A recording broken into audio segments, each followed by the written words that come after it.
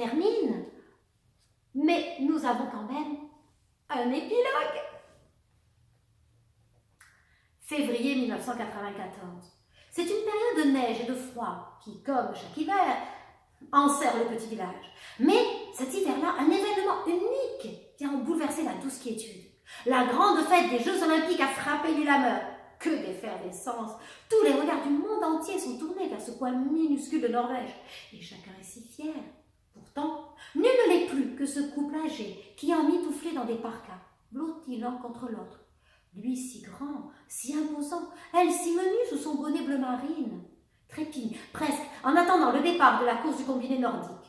Leur petit-fils est là-bas, sur la ligne de départ, et rien ne leur semble plus merveilleux. Tout à coup, ils sont rejoints par un homme à la stature au moins aussi impressionnante que l'homme le plus âgé. Celui-ci se tourne vers lui et lui pose une main affectueuse sur l'épaule. « Regarde, Philippe, il a pris un très bon départ. » Philippe hoche la tête et suit le cœur battant de son fils, Lars, du regard. Il n'a pas peur pour lui. Peu importe son classement, il participe et c'est là l'essentiel.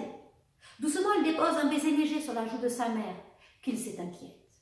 Elle a peur pour le petit, peur qu'il chute et se blesse, peur qu'il souffre dans son corps ou dans son âme s'il échoue. « Ça va aller, maman », murmure-t-il contre son oreille, dans ce français qui ne parle plus qu'avec elle.